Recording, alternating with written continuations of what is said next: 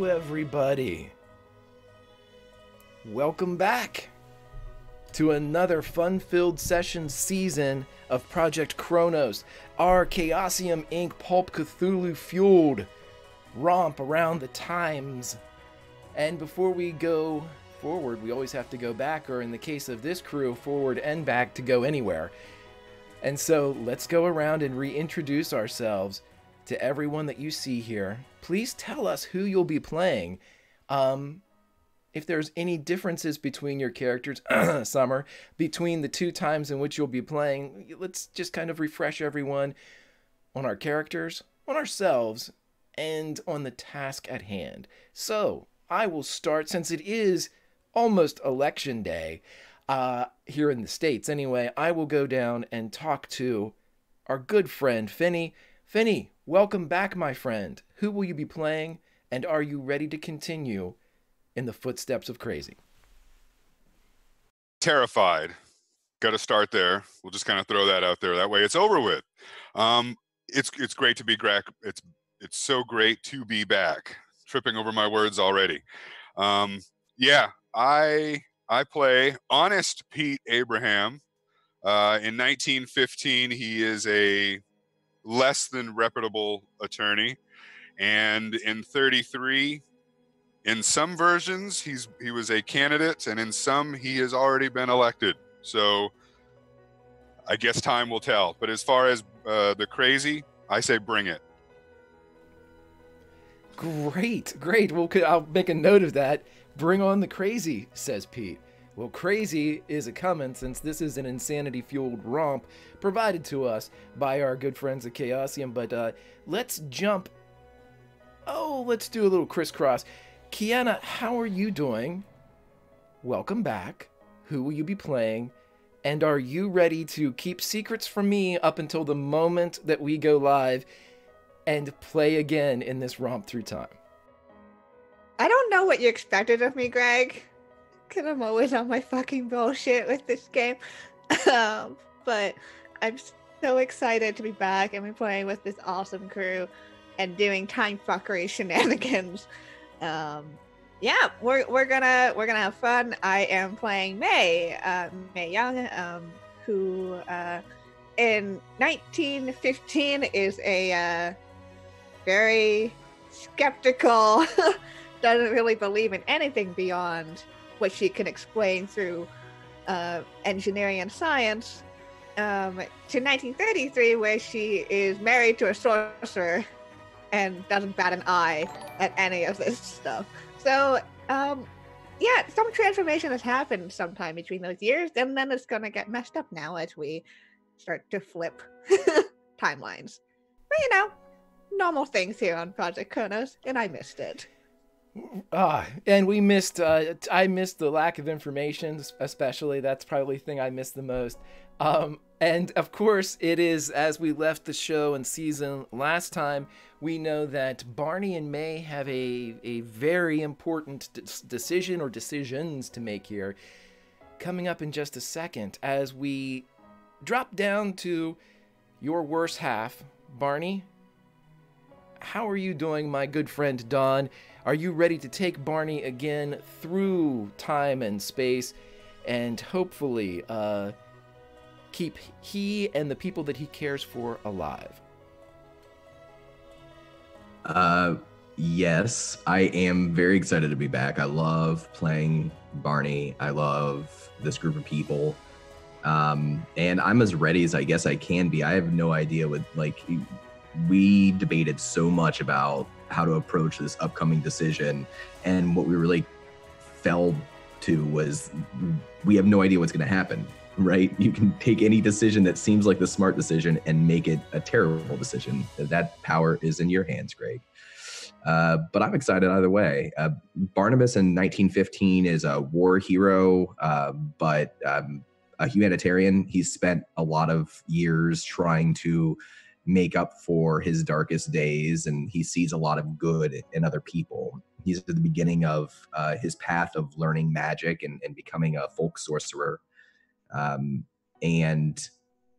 in 1933, Barnabas has suffered some major losses. He spent 5 years basically insane in an asylum, and he's created this family for himself with May and their adopted daughter Ruby, and that is everything to him. And he's trying so hard to hold on to that, but now that he's pulled back into action, he's kind of realizing that he has a greater responsibility, and that's the kind of conflict that he has going on in 1933. He's more powerful, but he's also a lot more weary.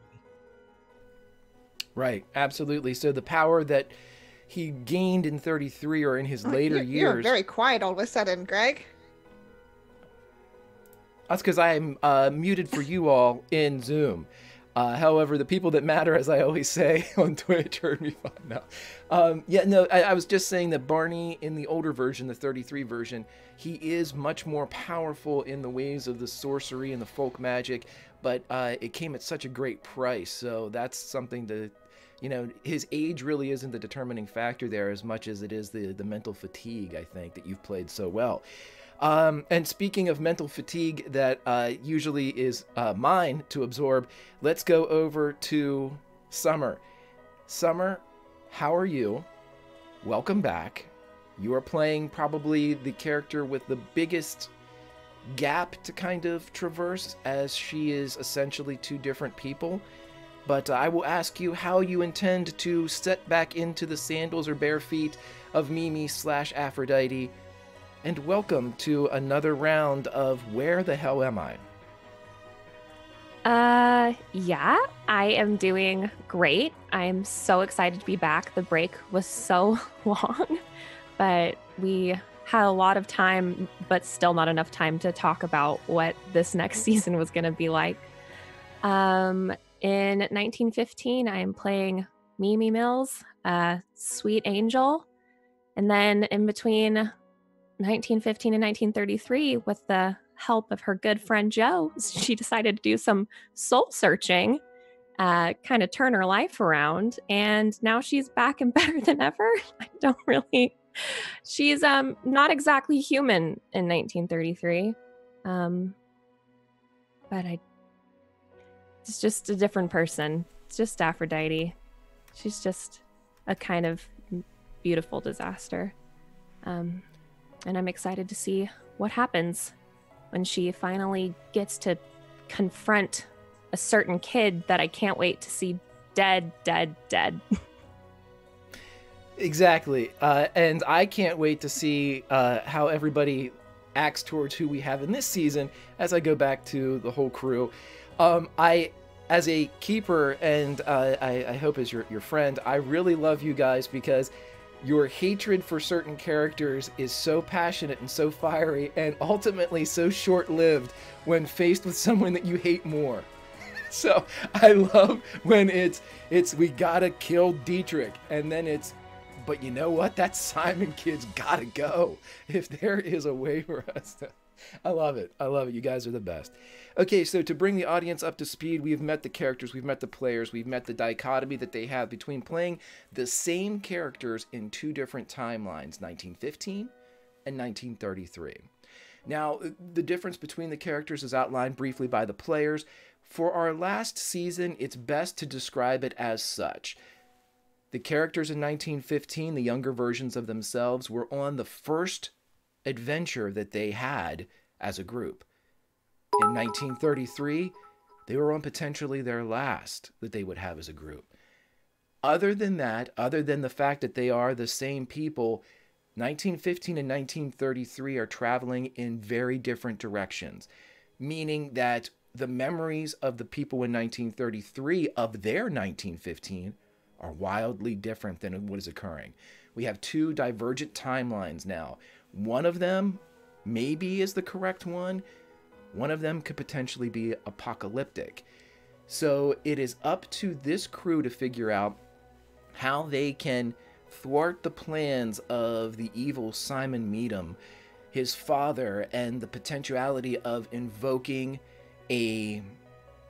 bringing forth something into this world that could end it. This is Cthulhu always, and if any Cthulhu adventure has one constant, there's always somebody looking to open a door that they probably shouldn't. And it's up to the would-be investigators to figure out a way to keep that door closed. That's as simple as I can put it, because it wasn't that simple. We had characters who went across time that were ripped from 15 and placed in 13 and vice versa. We had characters that learned things about themselves and instances about their own history that simply they don't remember. And then, in the case of Honest Pete Abraham and Mimi, they remember a time that they never lived through. A time where they were married, and a time where he was the mayor of New York City. But that's just one instance of multiple histories and multiple lives. What matters now is, this is season 2, and for all intents and purposes, this is a starting over point. They know the stakes. They are aware of how they can go about finding more answers, but it is now time for me to turn to the group, as when we last left them, their compatriot, Artemis, otherwise known as Ruby Foster, who is the foster daughter of both May and Barney, presented to them this challenge.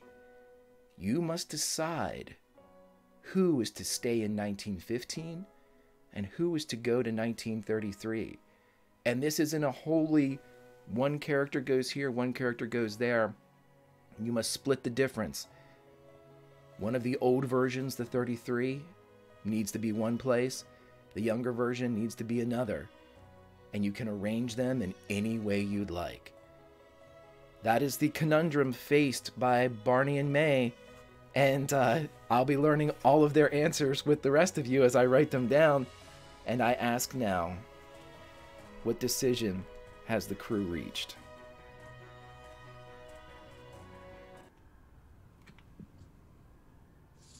So Great. as No decisions. Yeah, so as Ruby asks this question, proposes this decision, I think there's this moment where May just looks over at Barney, and this is a version of themselves that knows of both timelines.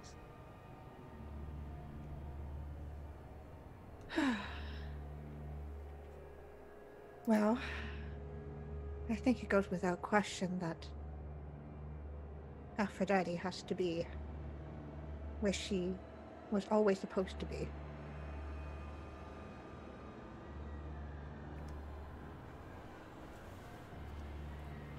Barney steps forward and offers one of his open hands to May and another open hand to Ruby. Not even sure if Ruby's capable of taking it. She does. And May takes the other. I think you're right. Aphrodite's got to be in 1933. And I think we got to go back. We got to go back, May.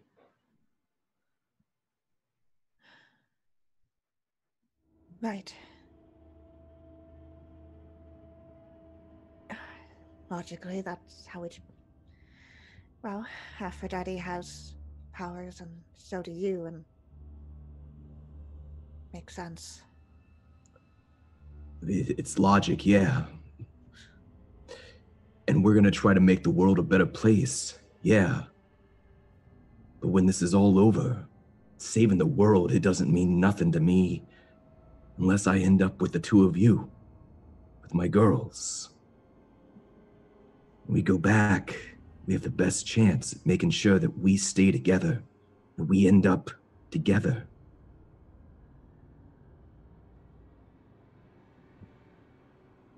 And May nods.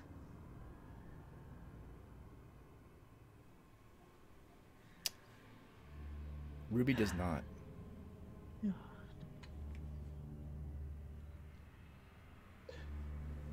Ruby, you ain't told us much about what's happening. Is there anything else you can tell us? Now, to the two of you, Ruby looks older than you've ever known her. She isn't old. She isn't the old version that younger Barney saw on the top of the Orient Express, but she's definitely probably late 20s, maybe 30. And she looks and she says, I think we've had our time.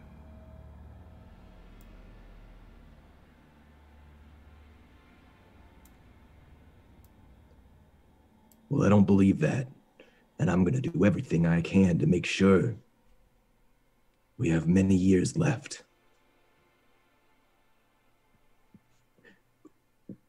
When do they open the portal, Ruby? You can see that her eyes... Ruby, even as a child, was very controlled, to the point where it's not that she was emotionless, but she was reserved. And she was able to keep herself in check even in the face of things that might have enraged somebody that would be her age or even half her age, or, you know, she was very mature. And it is telling, and no need of a role in this case, as you are her parents. You can see that her eyes are firing to the right and the left as she's furiously, she kind of cocks her head almost like an animal that catches a high frequency. I can't remember. We have to keep going. Everything's tied together. Constantinople. I don't remember when.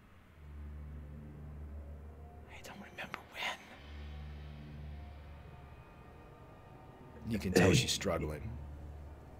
It's okay. It's okay. We're here now. We're gonna do this. May, what do you think about Pete? I don't know. He's seen both.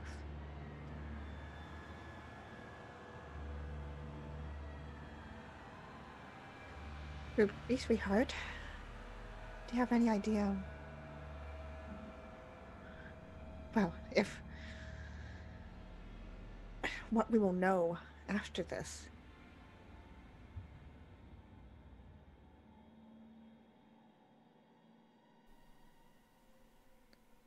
Ruby looks at you and says,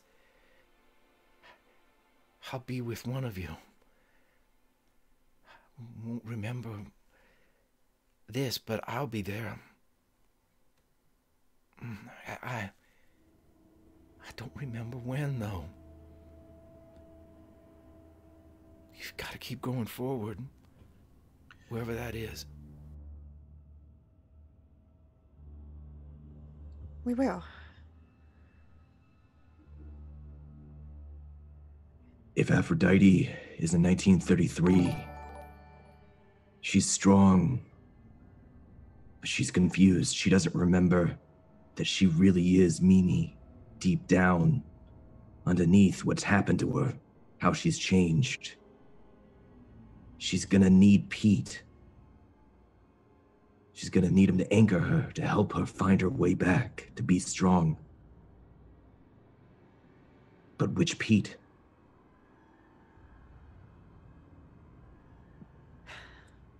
Well,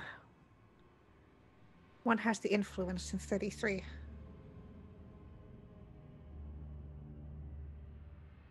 Has the political, social circles. Possibly help. That's good thinking, because she's probably going to get herself into some trouble, and need some help. I wouldn't put it past her. So Pete stays in 33.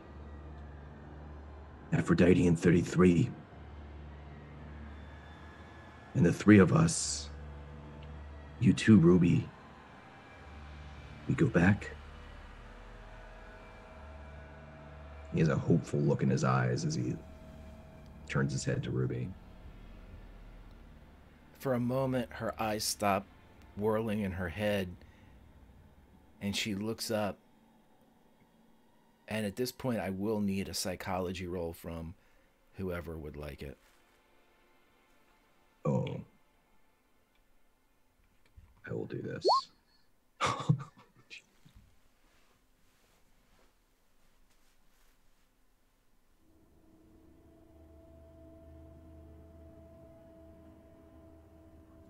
What's a fumble, a 100? Right. I didn't know if May wanted to try to top that, or you're just going to let that one stand. I'm gonna try. She has nothing in it, but let's go. Oh my god.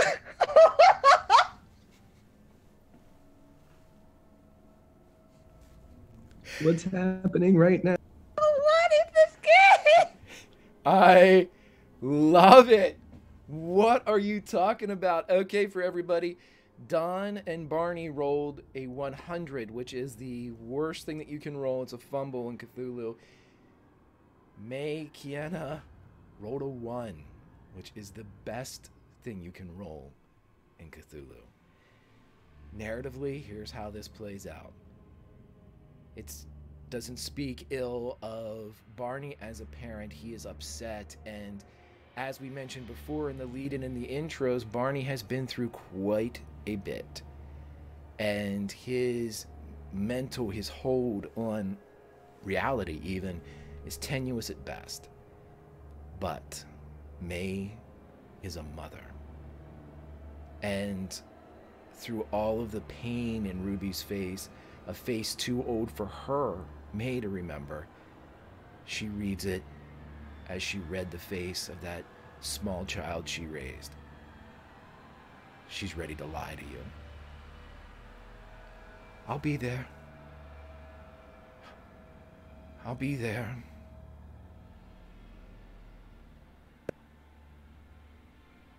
We'll do this together. As a family, like the way it was always supposed to be. Just the three of us. We will. I'm sure of it. Can't remember.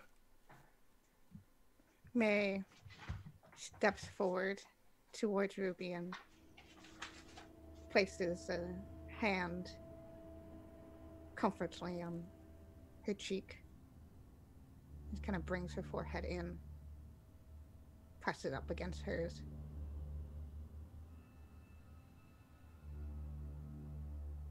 It's okay not to know, sweetheart. You don't. Mom, I'm trying. I can't. I know. I know you're Can't trying. see it. I know what's happened and what is supposed to happen, but Bali and I have to go back and forth so much. I can't. Everything's Sweetheart. changing.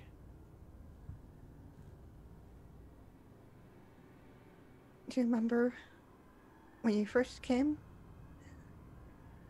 What we told you when you were having nightmares and troubles?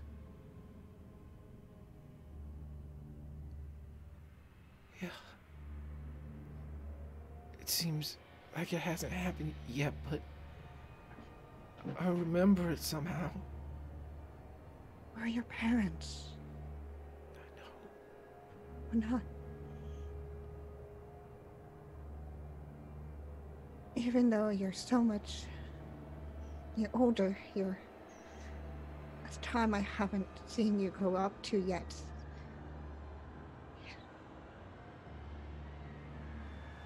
You don't have to worry about us. It's our job to worry about you. I know.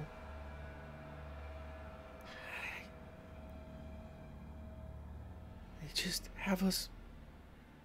I can't remember what I've said, and if I haven't said it yet, I need to say it. I feel like I'm forgetting to tell you something.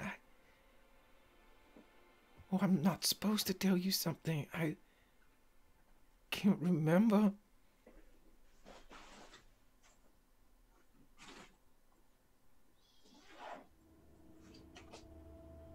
It's okay, sweetheart.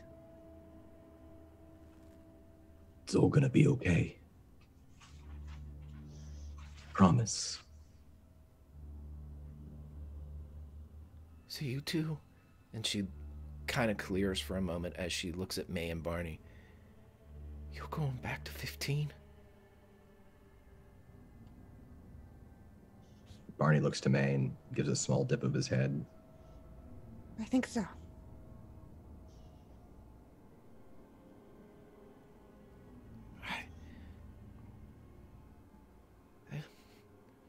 Damn it. Both of you roll spot hiddens, please.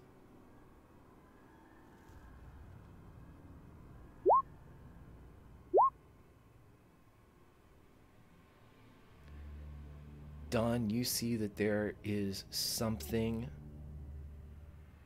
that appears to be written on the sleeve, the forearm sleeve of Ruby's jacket. It's dark, matching the leather itself, but there are definitely words there. He's still got her hand, and very slowly and naturally, he'll sort of turn her palm upwards so that he can get a better look at the writing. Is he able to read it? Oh, yeah. It's written in Ruby's handwriting that you helped her perfect. And it says, "Do not let Mom and Dad go back to 15. They'll die there."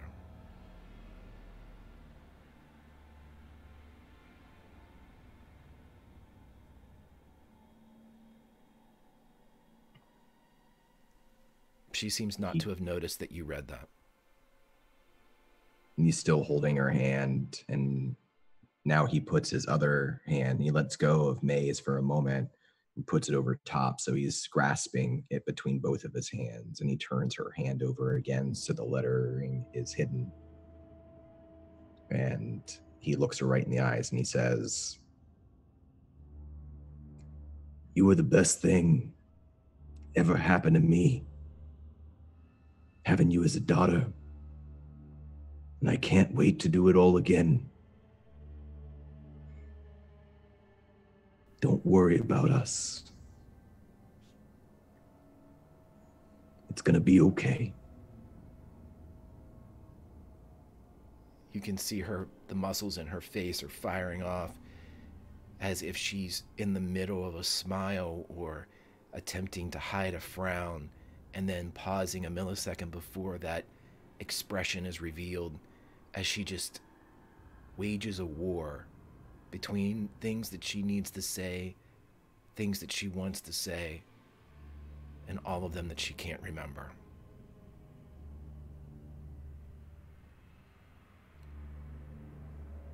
Oh. I don't know where I'm going. I can feel him coming now.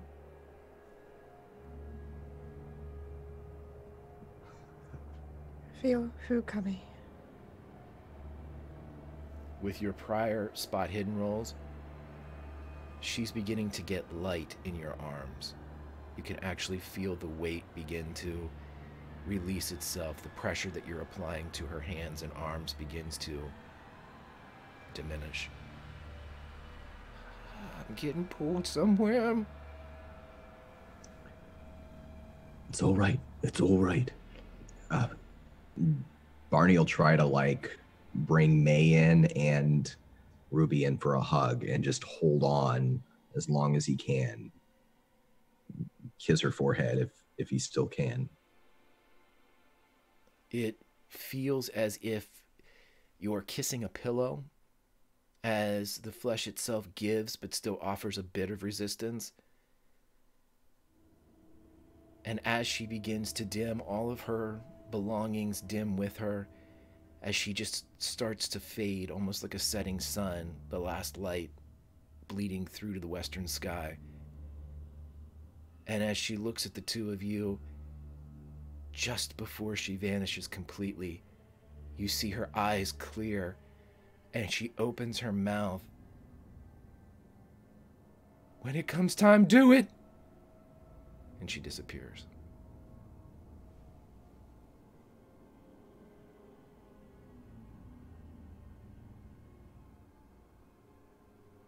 There is a swirl around you all as decisions have been made, and whatever is governing these decisions takes your direction to heart as this crew of Olympians is cast where the decisions were set for them to fall. And as you are swirling, we have several things we have to go over. The first of which is Dwight Burke has given advantages for all of the Olympians you see on the screen. There is a boon coming from Charlie for both May and Barney. And Architect has given us a fantastic magic item that will be tweaked a bit in the coming, well, definitely before next session. The only question I have to ask is, who has the highest sanity across the timelines? I think it's probably 1915 Barney. He has 87. If anybody can beat that, let me know. If not, we'll see, Barney. All right. So as everything swirls and comes to a stop, you are all standing on a street in Venice. It is 1915, and Mimi, a young Pete Abraham, an experienced May, and an experienced Barney appear along this street. But for a moment, as you all bear witness to this beginning of the May and Barney are not supposed to be here. And for a moment, the late afternoon shadows of Venice come alive. You see shrubbery shadows and lampposts and bits of architecture that have angles of rectangles and 90 degrees contort and bleed and reach up as you see fingers and appendages erupt from these shadows. They scream and they roar because you are not supposed to be here. And the sky blinks from blue to purple, and it stays that way. Everyone else that is walking along the streets of Venice, no one notices these shadows as they roar. No one notices the change in hue of the sky, except you four. And as you turn and as you look and as you see these things, as the Venetian shadows rage against the presence of May and Barney, I would like everyone to roll a sanity check.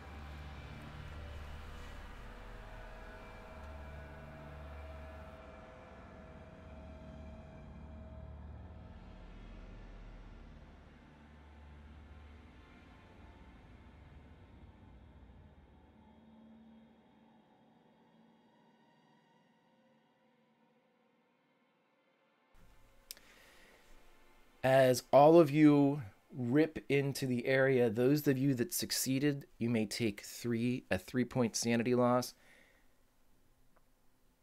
Honest Pete Abraham, you lose 9 points of sanity.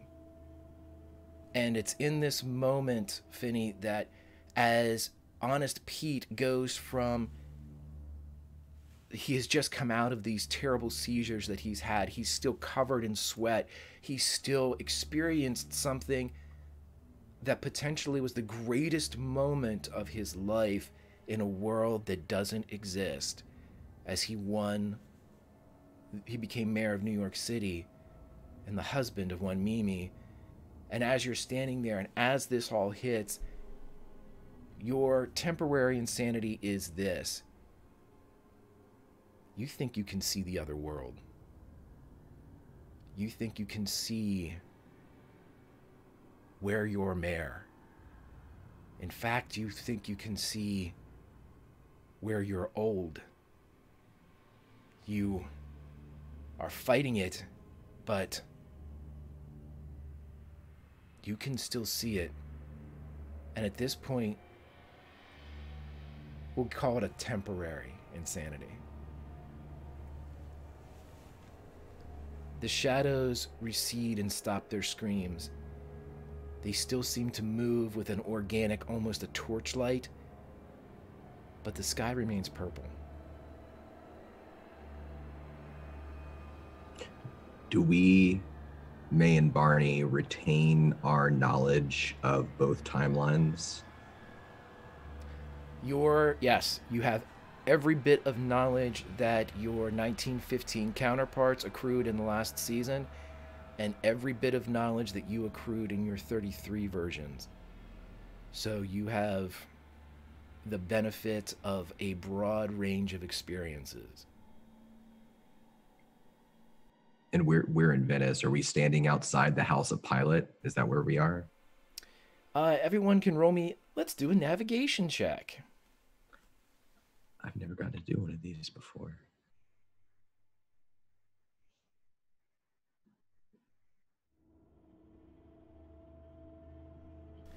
I tell you back, the probabilities are paying you back, Don, for that fumble with the two extremes. So, having been here before, you look up and you are able to extrapolate from the breeze, from nautical means that you are able to know the position of Venice. You believe you're about 3 or 4 blocks away from the House of Pilot.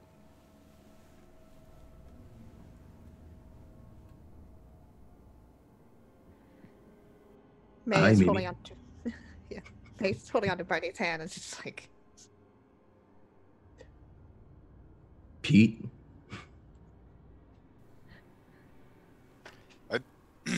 Pete's just kind of, I think at this point, Pete's probably just almost talking to himself, like rambling on about probably a lot about New York City, latest pollings, etc.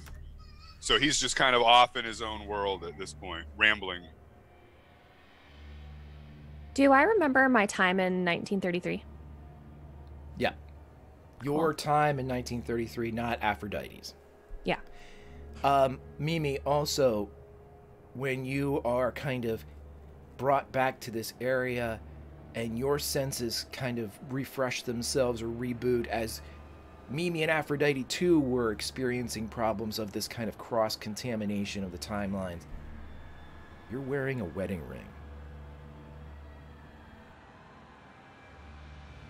Oh, cool. Free ring. Yeah, she just looks over at May and Barney and Pete, and clearly looks confused at them being there.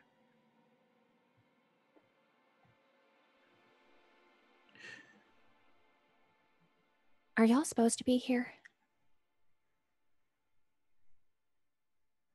Well, those shadows don't seem to think so, but we're here to stop what's going on, and I think it's going to happen in Constantinople.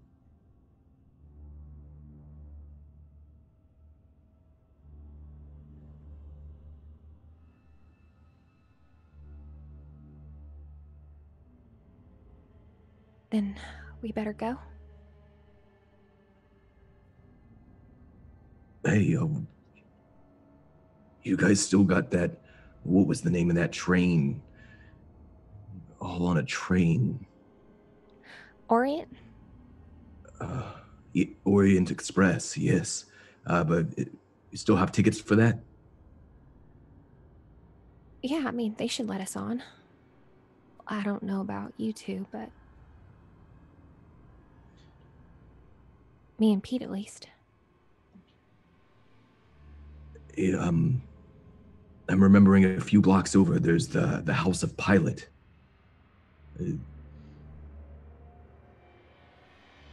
You weren't there, Mimi, but Pete, and kind of at this point realizes that Pete's like talking to himself.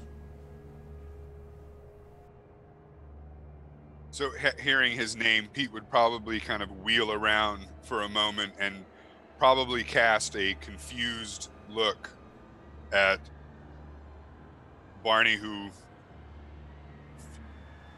future Barney would probably like, we're good friends and drinking buddies, but at this point they didn't really know each other all that well. So probably just kind of very foggy, almost kind of like a look, that look that somebody gives when their mind starts to go, the blank kind of stare. But and then he utters, "Bonnie?" Hey, Pete, it's me. Just, you know, he kind of pats him on the shoulder and gives him a little squeeze. From the future, you know. But shh, between us, you doing all right? Things are a bit hazy. I feel almost torn, like a piece of me is missing. If I need a drink, and I will reach in for my flask. It's Pete, where's always Joe? there. What was that? Where's Joe? Where is Joe? Did you leave him Yeah. somewhere? Where's Joe?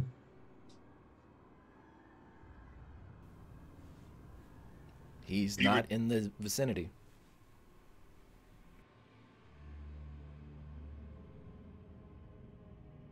None of us have been here for a second, so could be anywhere. Back on the train, maybe. Maybe back in the House of Pilot. Yeah. What did they call it? Something coming. The feast day of Pilot.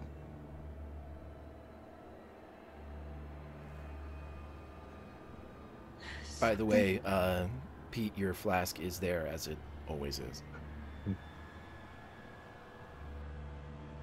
So it would probably take a long haul off of in order to kind of stop the hands from shaking.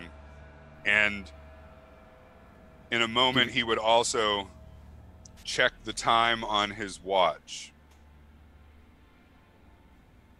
As you're checking the time on your watch, give yourself a point of sanity back as the cooling fluid burns its way down your throat. The time speaks of, you can't remember if you